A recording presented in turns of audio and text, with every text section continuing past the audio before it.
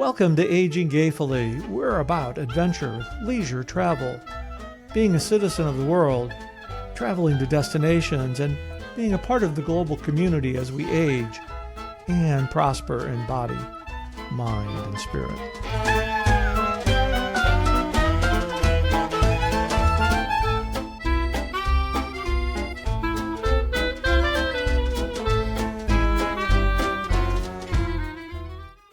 Welcome to Aging Gayfully. Now, Chris, every episode I say I'm Josh, and then the last episode you called me out because you asked me if I had any sort of superhero name, and so I'm going to start this way. Welcome to Aging Gayfully. I am Fred Snerdley. Fred Snerdley. That's right. Goodness gracious, St. Ignatius. Fred Snerdley. Gosh, I don't know how to respond to that, Fred. Finally, I got you. Yeah. I just want to get you every week. Yeah, well, it can't be that difficult. No, really not. But really, my name is Josh. Hello, folks. Josh, that's the straight guy. Yeah, that is. And so who are you? I'm just me today. Okay, very good. Very good. You know, I have to think about that. You know, who could I be today? Who do I want to be? Well, I don't know. I'd like to be, since it's the NHL playoffs, I'd like to be a top hockey player, skating around, banging people in the corners, scoring the winning goal. Is that a euphemism? Could be. I don't know. Did you see? You know, I'm trying to learn this AI stuff. You know, pretty cool stuff for the most part. But did you see the picture I posted of me in AI? I did. Now, for those of you who don't follow, we'll have to put it up on. Yeah. It is. We'll have to put it up in the video. Yeah. The freakiest thing, because it has given you a smile on your face, the likes of which you have never had on your face. Exactly. But, you know, and I wish I would have rewritten if I thought a little bit more about the caption, but I was so enamored by the way the photo looked. And we'll have to put the photo up because, you know, we are big time now with video. But this gay guy did used to bowl professionally. And of course, that's like a whole other lifetime ago, 40. The last professional bowling tournament was in 1987 in Baltimore, Maryland. Yeah. So that's like 38 years ago, 37 years ago, something in there. But we had this AI picture of me. I said, well, I thought I'd start bowling again because it's got to be easier with AI. It's pretty fun. So, but I did want to tell you that I made an observation about myself yesterday as we were at the farmer's market. And so it's become a tradition in our little house for Amanda and I to wake up early, leave the kids at home, and go to this farmer's market down the street and get our coffee and then walk around and people watch. And I realized that as I proceed onward in this life, as I get older, I'm more and more content just to sit somewhere. Like that has now become a goal. Let's go do this. Let's go to the farmer's market. What do you want to do there? I just want to find a place to sit down. Sit. You know. That's good. And just people watch. And so I think that this again is a signifier of my years advancing No, I think it's advanced years. My years advancing. Yeah, but it's my advanced years. Very good. Very good. Anyway, I'd like to talk about what we're going to talk about today. Well, we're going to talk about aging gayfully, aren't we? We're going to talk about aging gayfully, but we're also going to talk about your film project. Yes. And how you feel about that. Now, I think it's so fascinating that I get to know you right now in this time where you're becoming, or you have become, an actor, but also where the story of the journey of you and Richard through the end of his life, through the morass and the mess of the healthcare system, how that's becoming a movie, and what you think about that. Well, gratifying is one thing. I mean, we still have a little bit of ways to go to get it to production, but we're closer than we've ever been. The professional feedback that we've received on the script and on the process has been invaluable. And to read the comments about where the project is going and the potential of it from people who are in the industry is pretty exciting. That's why I can say that we're closer now than we've ever been. But I think when you venture into projects like this, and this is something that I've learned uh, going through it, is you have to be patient. You have to be patient.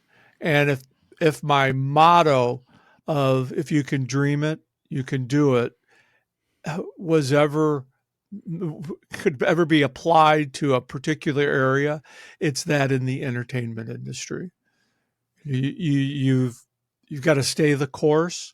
You got to find the right people to mesh with your story, especially when it comes to getting into the entertainment industry. It's not it's not as easy as it might appear, but when you connect with the right person or people and or organizations that get what you're trying to do and see the essence of the story, because everybody has heard me say that everybody has a story, but not everybody gets a chance to tell their story. And we have a chance to tell the story of Richard and I, which is, especially as it relates to the caregiving side, it's really no different than any other couple that goes through a terrible diagnosis, a terminal diagnosis. But it's what happens along the line during that diagnosis that pretty much impacts not only us, but the systems that we engaged with in the midst of a terminal illness. And I think that's one of the captivating components of the story. But the other thing that is very timely, and this is another thing about being patient with a story, because I think we can all agree that society is a little upside down these days. That's a kind of a polite way of saying it, I think. And our story, which is, again, not unique to folks that are uh, dealing with a terminal illness, but our story really comes back to love, care, and commitment. And who does who doesn't love a love story? And that's really what our movie project is about. And I think it's okay to kind of reveal one of the changes that is in the process with the script. And it was again recommended by the professionals in the industry. Is the name the migraine folder? Just it, not that it wasn't catchy. It just there was hard to put a tagline to it. And Yeah. what really, while I understood what the migraine folder meant, you have to think broader than just what it looks like to me or the writers. So we've come up my partner in this, Jack Tater, um, he come up with a tagline, such as we. And when you grasp that, and there's a famous quote, and I'll pull that up before we we sign off here today to read the quote, and it really sets the tone about our what's going on in society today is why do we seem to be treating each other disrespectfully? You know, what's the underlying tone? Because really, when you get right down to it, we're all supposed to be about love, care, and commitment, and acceptance, and being there for one another. And I think that's kind of what the essence of our story really is, over and above systems interfering with our health challenges and calamities. Because anybody that's dealing with a terminal illness, the last thing that you want to have to deal with is systems interfering with your health care or interfering with um, doubting whether or not you're accepted. I mean, that if you've not experienced that in life, and there are plenty of people that haven't experienced that, but there's more people that have. And that's what we're trying, and that's the message we're trying to convey in the story. We're fortunate. I mean, when I read the script, and it, it's pretty amazing to see something on a script that you lived. And the other one of the challenges when you think about, most movies are 90 minutes. I mean, there's that hour and a half. You you really don't push it. Some there's sure there's 2 and 3 hour movies, but but you can't really get everything in a 90-minute movie that has happened. But you want to focus on what the core elements are, and that's why there's going to be other components to the story, where there'll be a book. We're doing these podcasts, and there'll be more of this as well. But I think to be able to sit and look at this and read it and see where it's going, um, it's gratifying in one sense, because this is my gift to Richard. But it's also mindful that sharing your story is cathartic, and it does really help others as well. So it sounds like you've made peace with the fact that they're going to have to change some of the details of your story for brevity's sake and for storytelling purposes. But what are the parts of it that are non-negotiable that you want to make sure that they don't change? Well, I think the ultimate non-negotiable area would be the authenticity, demonstrating the authenticity of our relationship. Mm-hmm. That really is a non-negotiable, but that also is a main part of the story. I mean, when you think about the two main characters, the protagonist, it's Richard and me, but really the main character in this is Richard. Because his humor comes out, and the Mutt and Jeff combination of us, him being a foot shorter than me. But I also recognize that you can't put 11 years of a relationship and 7 months of a terminal illness into 90 minutes. And there's some things that you just have to let the professionals handle and just trust that it's going to be okay. One of the things that we have added into the film, which I think is appropriate, is we've got the protagonist, which is us, but the antagonist. The antagonist just cancer is an antagonist, but we've added two fictional characters to the script, Bert and Madge, and it's been fun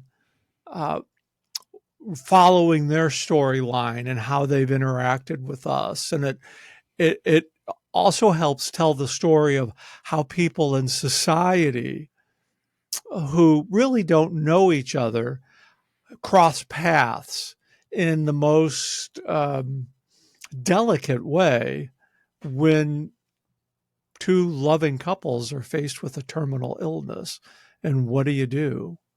You end up, I think we're all kind of called when we can to help each other. And that's kind of what the story really emphasizes. It emphasizes about, again, people think this is corny, but it does come back to love, care, and commitment, and how the protagonist and the antagonist really end up um, helping one another. How has this whole process of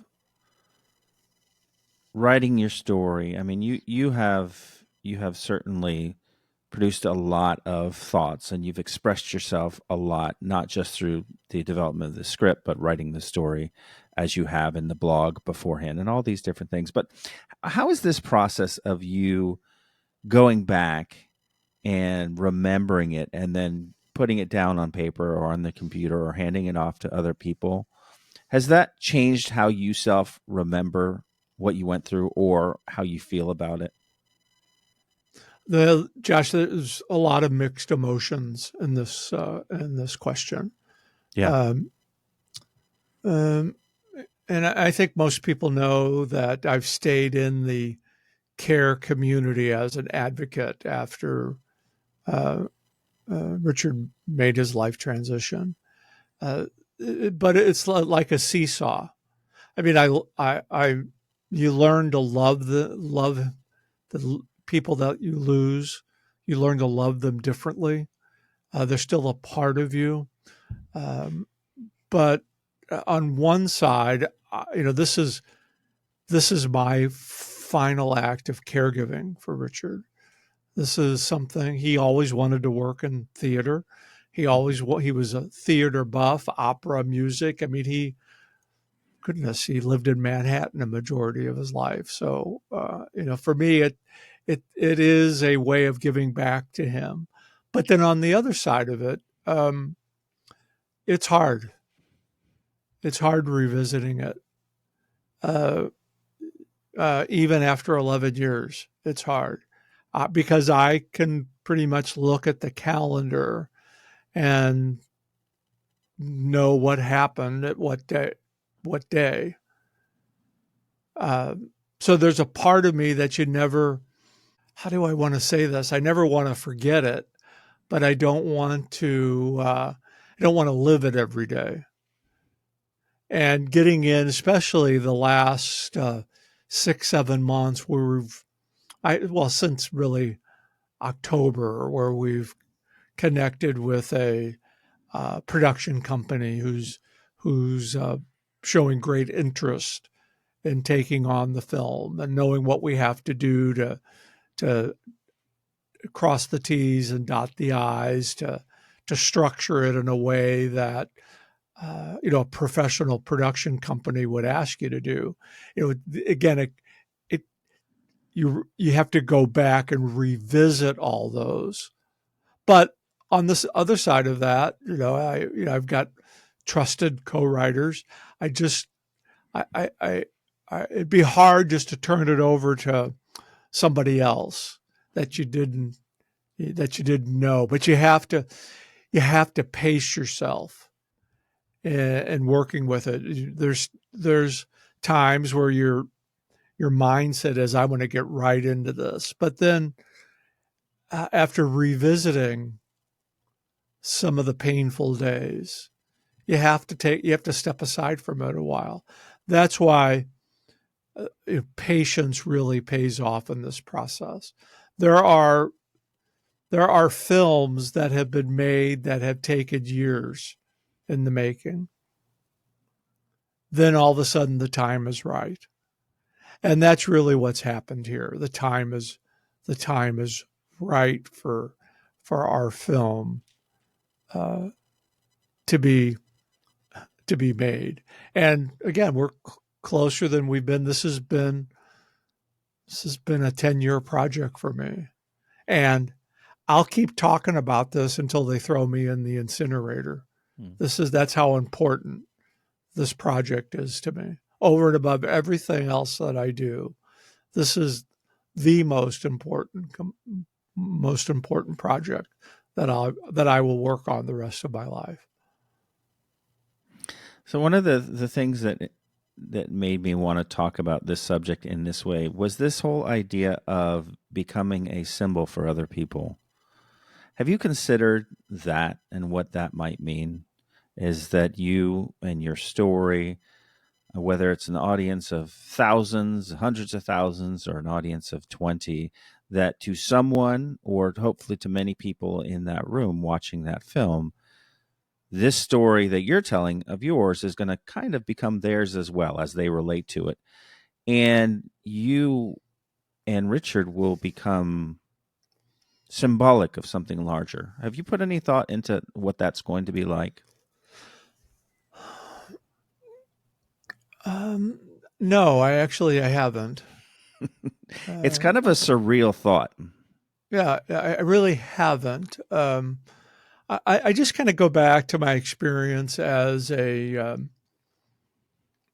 social worker, as a caregiver advocate. Sharing stories, all the podcasts on the Whole Care Network, how story sharing is cathartic Mm. in one sense, but how story sharing also provides the listeners with a sense of comfort. Because in every story, and I think in most every stories, you can find yourself in a story. You can ask yourself that question: What would I have done differently, or how could I have helped, or what situation? What if I was in that situation? What would I have done? And I think the proof in the pudding of that is the comments that our story received in the Sun Sentinel when it was published 11 years ago. The comments that came in from people who didn't recognize or didn't know those things could actually happen to people like Richard and I, that could actually have happened to them. And becomes more of an awareness. And and again, it comes back to that human element of love, care, and commitment. And how are we treating one another? Because when you get right down to it, especially when life transitions, why are there roadblocks to be with somebody when life transitions at the most delicate time of life? Why are systems causing that to happen? And I think when you tell it in a real life story, people step back and say, that's not right. That could have been me. That could have been my brother or sister. There's just so many pieces of reality that happens in true life stories that people don't really think about until they're in the middle of it, or they see it happen to somebody else. And that is what fosters change. And that is what gets people to think. And I think when we look at how things are right now, there seems to be a devoid of critical thinking about how we're dealing with societal issues and how we treat one another. I mean, I feel like I like to be, I feel like I'd like to be kind to everybody. Um, I, I hope I never lose that. But you get the sense that maybe that's not the way it is right now. And I'm hoping our story really is one of the conduits to saying that, love, care, and commitment is for everybody. It has no gender boundaries. Well, I am very, very, very much looking forward to this thing getting produced. And hopefully, opening night, I can sit right next to you while we watch it together. I don't see why not. They might people sitting behind us might say, you got to turn off that shine. I can't see the film. Well, that'll on that note, that'll do us for today. Chris, how can people get in touch with us? I'm going to talk a little bit about query letters as well. Well, I think they can get in touch with us at yesiam at AgingGayfully.com, and we're going to be debuting query letters where we want to hear from you. Tell us your story. Love that. Love that. All right, Chris, until next week, y'all just y'all take care of each other. Kind of chill. Yeah, it's all good. Yep. All right. See you later.